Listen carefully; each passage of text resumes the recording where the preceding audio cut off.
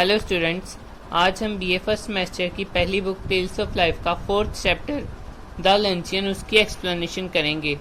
और अगर आप हमारे चैनल पर नए हैं और आपने हमारे चैनल को सब्सक्राइब नहीं किया तो जल्दी से सब्सक्राइब कर लें। तो आज की वीडियो हम इंट्रोडक्शन से शुरू करते हैं।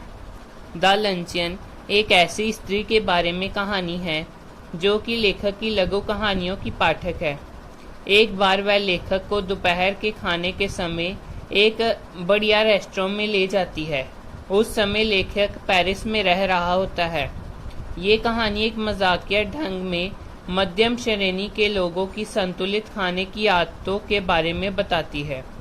महिला बार बार कहती है कि वह दोपहर के खाने के लिए कुछ नहीं खाती, परंतु वास्तव में वह रेस्टोरेंट में मिलने वाली हर स्वादिष्ट और मूल्यवान चीज़ को खा जाती है।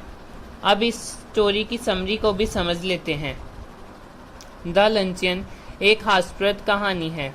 ये हास्य इस विरोध से पैदा होता है कि जो महिला की कथनी और करनी में अंतर के बारे में बताता है। लेखक जो मेज़बान बनता है अपने आप को फंसा हुआ पाता है। एक उदार मेज़बान से वह एक शुद्ध मेज़बान बन जाता है। वह मात्र इस कारण कष्ट भोगता है कि वह अपनी शान बनाए रखने की कोशिश करता है। लेखक की उस महिला से भेंट एक नाटक के दौरान हो गई। उसने लेखक को संकेत किया कि वह उसके पास आ जाए। वह जाकर उसकी बगल में बैठ गया। उसे उस महिला का नाम भी याद नहीं आया। उसका नाम उसे किसी अन्य व्यक्ति के मुंह से सुनाई दिया। तत्पश्चात उस महिला ने उसे 20 वर्ष पूर्व लंच कर अपनी पहली भेंट की याद दिलाई। लेखक उन दिनों पेरिस में रहा करता था। वह मुश्किल से अपना खर्च निकाल पा रहा था। उसने लेखक की एक पुस्तक पढ़ रखी थी तथा उसी के बारे में पत्र लिखा। फिर उसने दूसरा पत्र लिखा तथा मिलने तथा बातचीत करने की अपनी इच्छा व्यक्त की।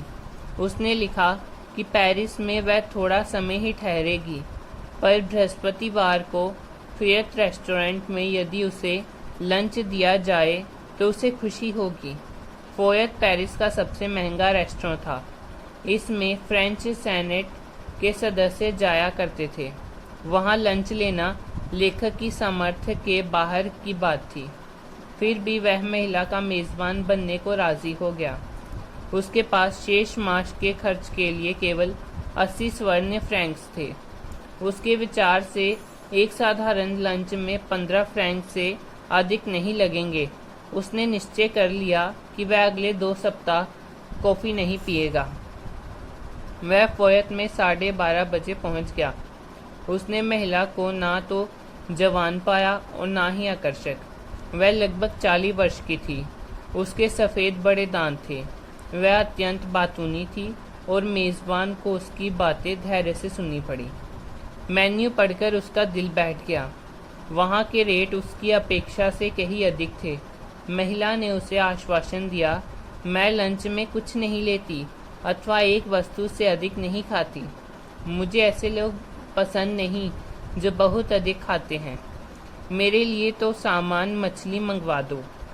सामान का मौसम ना था और वह बहुत महंगी थी। लेखक को लगा कि वह इतनी महंगी चीज़ें खरीदने की आर्थिक स्थिति में ना था। फिर उसने वेटर को केवियर लाने को बोल दिया। अपने लिए उसने सबसे सस्ती चीज़ मटन चांप मंगवाई। महिला ने सलाह दी कि वह पेट पर इतना बोझ मत डालें। इसके बाद प्रश्न आया पेय का। वह बोली कि उसके डॉक्टर ने उसे केवल शैंपेन लेने की सलाह दी है। लेखक का चेहरा पीला पड़ गया। फिर भी उसने आधी बोतल शैंपेन मंगवा ली। अपने लिए वह जल पीकर संतुष्ट रहा। महिला सामन मछली खाती रही तथा कला, साहित्य एवं संगीत की चर्चा करती रही। उसने पुनः कहा कि हर व्यक्ति को मेरा अनुकरण करना चाहिए तथा लंच में एक ही चीज़ खानी चाहिए। उसने कहा कि बातचीत जारी रखने के लिए एस्पिरेंस वह खा सकती है। लेखक ने वेटर से पूछा, क्या बड़े वाले एस्पिरेगस मिल सकते हैं? उसने चाहा कि वेटर इनकार कर दे, मगर वैसा हुआ नहीं।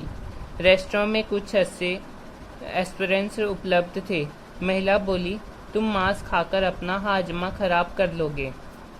लेखक की चिंता ये थी कि क्या वह बिल चुका पाएगा अथवा नहीं। मान लो उसके पास पैसे कम पड़ गए, तो इतने महंगे रेस्टोरेंट में उसका साहस नहीं है कि वह अपने मेहमान से पैसे उधार मांगे। उसने निश्चय कर लिया कि नाटकीय ढंग से यह कह देगा कि उसकी जेब कट गई है। यदि महिला के पास भी बिल चुकाने लायक पैसे ना हुए तो वह अपनी घड़ी अमानत के तौर पर रख देगी। अगली चीज़ जिसकी महिला ने मांग की वह कॉफ़ी आइसक्रीम के साथ थी। अपने लिए लेखक ने सादा कॉफ़ी मंगवाई।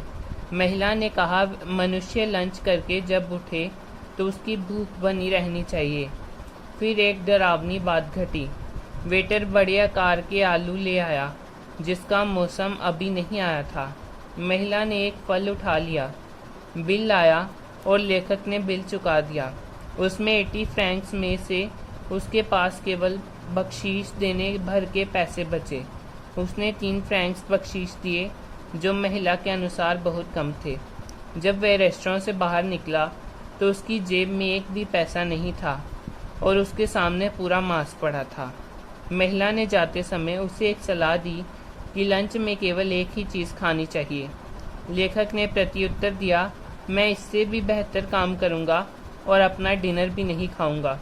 महिला ने लेखक को एक रोचक व्यक्ति कहा। लेखक को अपना प्रतिशोध अंत में मिल ही गया। जब वह उस महिला से 20 वर्ष बाद थिएटर में मिला तो वह बहुत मोटी हो गई थी। उसका वजन लगभग 300 पाउंड हो गया था।